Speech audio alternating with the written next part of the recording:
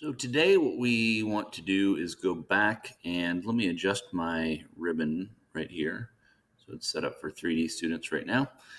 So all you guys in TechCAD, let's go back and kind of talk really quick about where we've been at. You now all have this template, this real high-tech template to go ahead and deal with. And the reason that you have all these rectangles, again, each one is the size of a piece of paper. And if I wanted to, pluck one of those out of there and scale it to print, I could do that really easy. But it's just mainly so you don't lose things, drawing like arbitrary lengths of things. And because we're just sketching right now, that would be real easy to do. So we've gone through. This is the last video on base draw and base modify commands. When I say base, I just mean like simple, go-to, easy ones that we use constantly. Okay, so you have 3 videos that take you through that from setup until basic commands until this point. So again, lines. We've talked about them. The big thing with anything that you use is reading this command window down here. If I use a line, it asks me, what's my starting point? What's my base point? What's my second point, right? Remember, if you are drawing anything like a line, for instance, if I see this, if polar is turned on and I see this green dashed line pop into play, that tells me that I'm parallel with the X or the Y axis. Okay, if I want the length to be exact, all I do is I type in the number and I type in enter or 2 or whatever. Okay, Polyline was the same thing, same exact thing. Remember the difference being, and I'm just going to fly through these.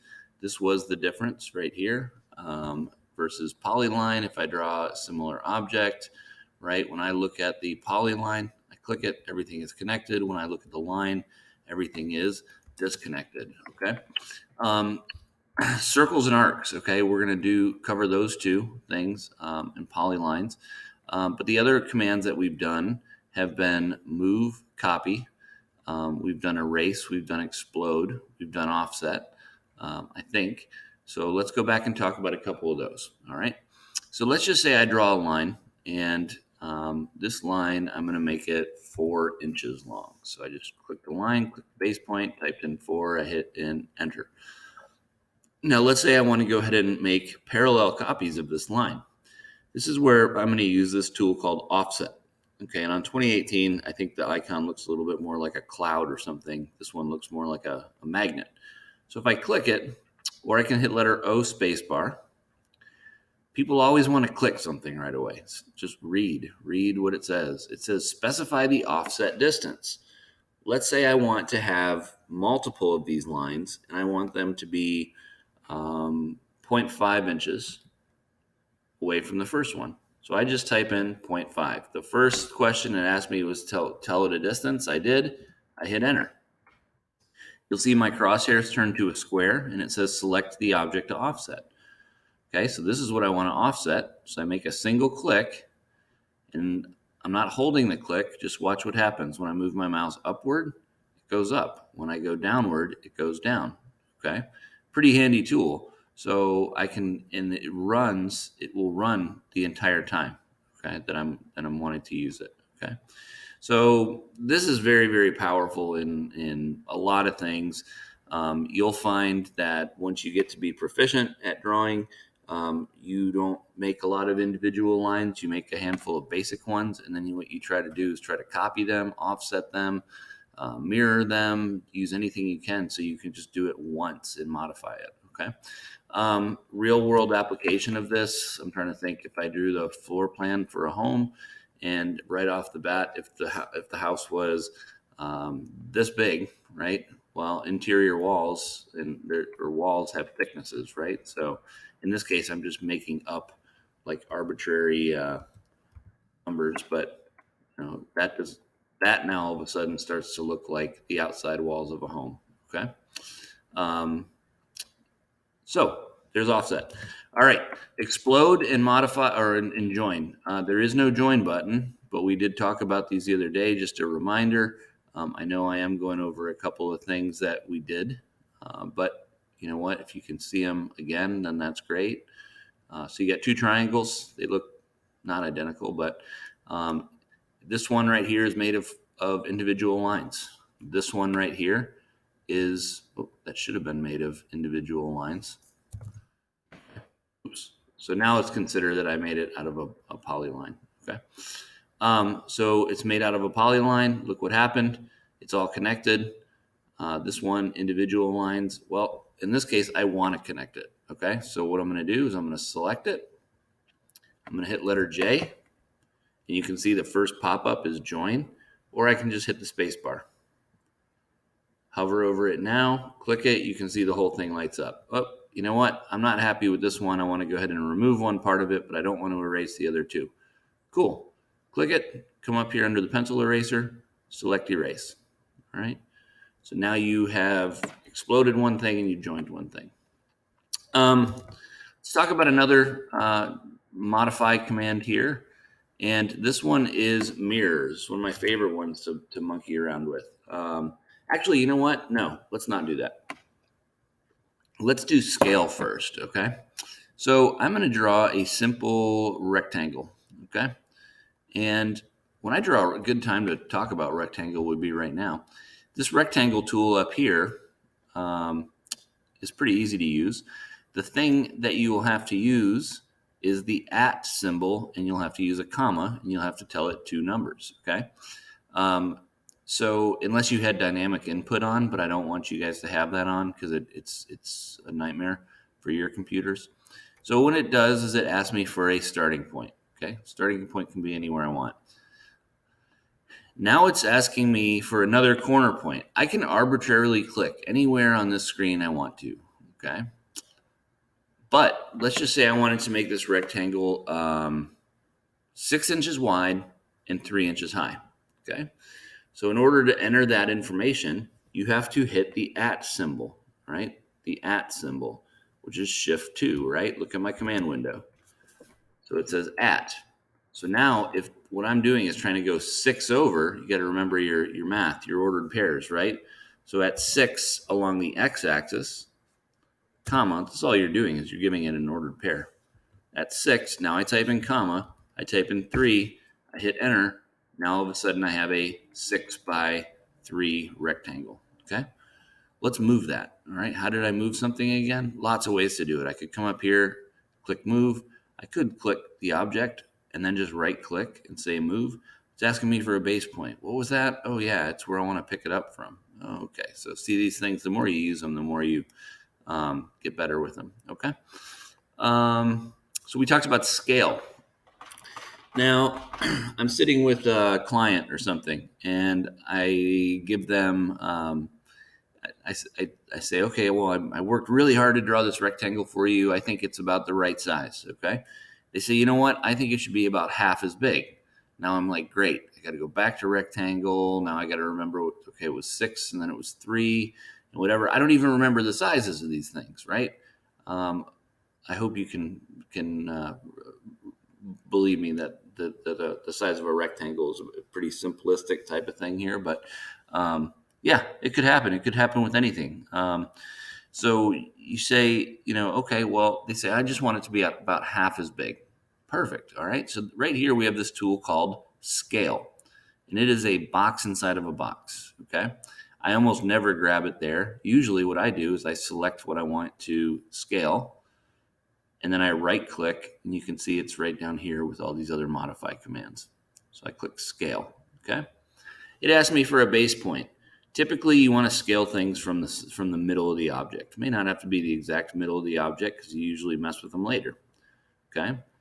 So now I go scale, and if I stretch it, this is where people really get themselves in a pickle, right? They start stretching to scale, and then the object snaps start grabbing everything, and then you can't get it back. Now, I guess you could arbitrarily do it like this, but I always use a number. And that number is a multiplier. So whatever you want to make it, you're going to type in a multiplier. So if it is bigger than 1, it will be, the number will be larger than 1. Okay? If you want it to grow, the number has to be larger than 1. If you want it to shrink, the number has to be smaller than 1. So in this case, if I want it half as big, if I type in 0.5 and I hit enter, you can see that it just got split in half, all right? Now, the interesting thing about it would be if I were to go back here and measure this, I can see that now it is 3 this way and 1.5 this way. What was it originally? It was originally 6 by 3. So 6, half of 6 is 3, and half of 3 is 1.5. Okay. So now here's, let's see, let's talk about it another way. So now people say, okay, well, I want it to get bigger. And this is a common mistake. Client looks at this and they say, you know what, maybe we should have made it twice as big. You say, okay. So you click it, right click, you select scale, click here in the middle, and you say 2. I want to double it in size. Okay, and the client says, wait, that looks exactly the same. Yep, it is. It's 6 by 3. Why is it the same? Because you just doubled the thing that you halved, right? You doubled the thing that you shrunk. So if you wanted it twice as big as it was originally, right, you would have to come in here and select it. Mine is not selecting. I don't know why. There we go. So I go scale. Now at this point, if I wanted it twice as big as I did in the beginning, I hit 2. That is twice as big. Okay. Oh, I don't like that. Hit the undo button. Okay. What if I want to make it 25% as big? Okay. Well, this is where you got to do a little math. What times itself will make something 20, or what times 1 will make it something 25% smaller? And the answer to that would be 0.25. Okay. You can use a fraction if you're a fractional person. That's fine. You could click right here and it says, what's the scale factor? I could type in, I want it to be 1/4 as big. I'm not using any units. That's the same thing as typing in 0.25. So that's scale, okay? The next thing, and we'll call it quits with this one last deal. I want to show you the mirror tool, my favorite thing. I love this thing. So let's say I go to all kinds of trouble to do a really cool design, okay? I do like a real nice circle, and then in that circle, I draw some kind of cool, some kind of cool arc of sorts. And I still got to show you guys arc, okay? And then I trim this, okay? What mirror does is, now I could go ahead and try that same process, right? A lot of people might go over here and they say, or they might even remember like what circle size they used, and they might go ahead and they try to go ahead and click this over here and click this over here, and they trim, and you know what? Now we've got the same thing. Looks pretty close. I'm decently happy, but I know it is not exactly the same. Okay. So one tool that you have in making something exactly the same is called mirror. All right. So when you use mirror, it's very easy to use. It'll ask you to select the object, as it says in my command window. I select it. I right click to get to the next step. Now it asks me for a mirror line. Now when I explain this command for people, if I wanted to flip it over this line, I could just draw this line in here. Sometimes this will be a good visual for you, but I do not need a line anywhere, okay? So I could go ahead and click mirror, and this is what it means by a mirror line. It means a line that you are going to flip it over, okay? I think about the snowflake. Like if you ever made a snowflake out of a piece of paper, right? You fold the piece of paper over, you cut the snowflake out, and when you unflip it, you have the whole snowflake. So what was the mirror line in that? The mirror line in your snowflake was the crease in the paper, right? Okay, do I want to erase the source object? This is an option I have. Sometimes I can say yes, sometimes I can say no. So if I don't want the original, oops, I drew it on the wrong side, then I can go ahead and click yes to get rid of it, okay? But let me show you this. I don't need this line right here at all. I can place that mirror line wherever I want to, okay? So I can go ahead and do this. And that time I might have done it a little bit fast, but I went mirror.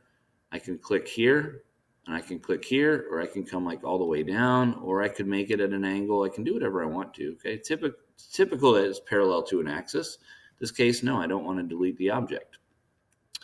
So let's say I'm trying to work on some type of company logo, and they want this, but they want it like in a different pattern. They say, well, this is our real symbol right here, one of these whatever this thing is called. So one thing I might do, I go back and I can use scale that I just used before. select it and hit scale because it's getting too big to fit in the box. So I'll say I want this 0.5. Okay. Now I can move it up here. And what I might do here now is go ahead and mirror it again. Okay, so now I want to say, all right, maybe I want to mirror it this way. I say, no, I don't want to delete that. And maybe I want to mirror it. Maybe I want to mirror it this way. That could be cool. Nope, don't want to do that. Okay, maybe I just want to flip it one more time. So sometimes this can actually be like a quick and easy if you were trying to do some type of graphic design, and like we have a vinyl cutter at school, and if I wanted to try to build one symbol, I might need its counterpart for the other side, like stickers on a car, and you can use that to easily flip what you're trying to draw. Okay, so we'll call it quits right there. I'll come back and we'll talk about array. We'll talk about polygon. And I think that'll be it on as far as these first few intro videos that you guys need.